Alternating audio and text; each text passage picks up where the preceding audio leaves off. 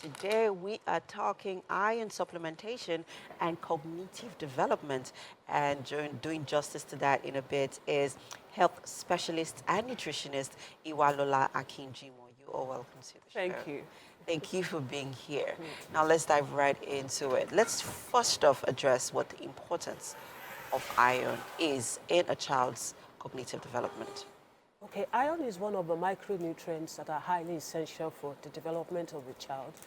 And when you look at the function of the iron in the body, is used to produce hemoglobin, which is the content of the red blood cell that carries oxygen to different parts of the body. Now, one of the key functions of iron in a child is brain development. And one of the things we've seen over the years, particularly through various researches conducted by WHO and other researchers, is the fact that when there's iron deficiency before the age of 2, a child can suffer from irreversible retarded brain development. And what this means is that the brain has not developed to the capacity at which it's supposed to develop. And at the end of the day, it will affect the child's performance in school, and it affects several other facets of life. So it's important for a child to have adequate, iron in the diet and through foods. Now let's talk about how to intentionally and creatively incorporate iron into their meals. Like, so especially, you also mentioned, highlighted what you spoke earlier on, before 2 years old. So let's take it from the baby stage to adolescence. Okay, so one of the key things I also want to highlight is the fact that a pregnant woman, particularly in the last trimester of pregnancy, the last 3 months of pregnancy, should have adequate iron in her food. Because if you don't have adequate iron in your food, the chances that you have a premature baby is there, the chances that you have, a low birth weight baby is there. And so the foundations for having adequate iron is actually laid right during pregnancy, so that you have, a child that is coming out with adequate iron stores. Now, the key thing about being intentional by on feeding, giving a child food that is high in iron. One of the key things is that a lot of our nuts, ground nuts, cashew nuts have a lot of iron. A lot of our beans, have a lot of iron. And then dark green leafy vegetables like spinach, like ugu, they all have adequate, iron in them. But when you look at all these things, most children don't like taking vegetables. And then a lot of them don't like taking beans. So that's where the creativity has to come in on the part of the child. So if, for example, you've trained your child to take smoothies, just as an illustration, while putting together the pineapple, the oranges, you can put 2 or 3 leaves of spinach in it. In Yoruba, we call it munututu. And it will enrich the, the smoothie. Now, in terms of beans, you can make beans in diverse ways. You have your moi, you have your akara. And then when my children were growing up, we have one favorite thing, we call it jollof beans. And the way I make it is that, I blend it. It's actually a kuru in local Yoruba language. You make it into a paste, you mash it, and you put very fried stew into it. And it turns out really fantastic.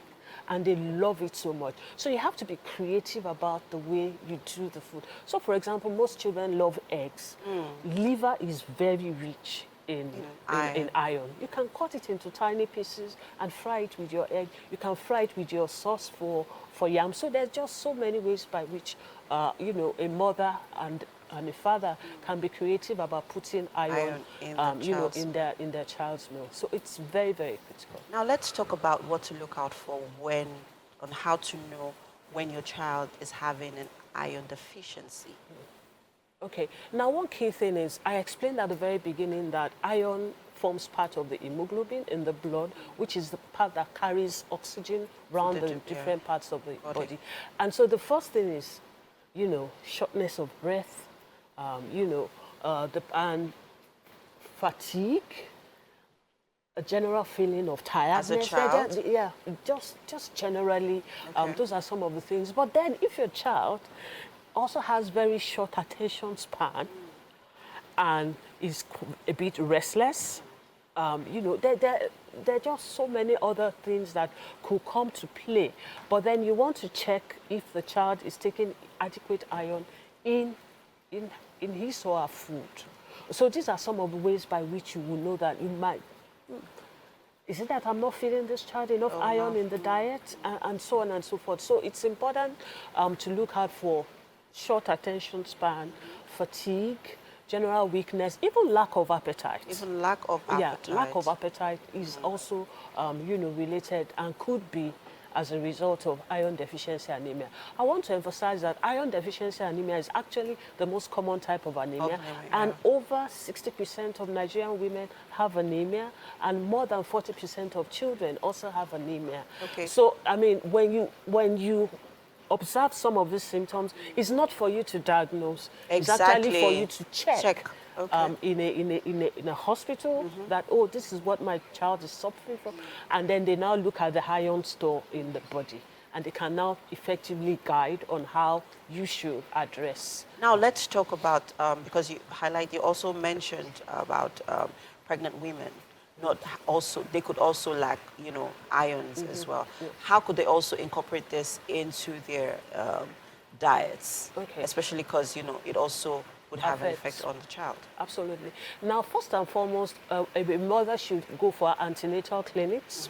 And so because when they go for the antenatal clinics, they're given some medication, iron, calcium, folic acid. They should take it religiously.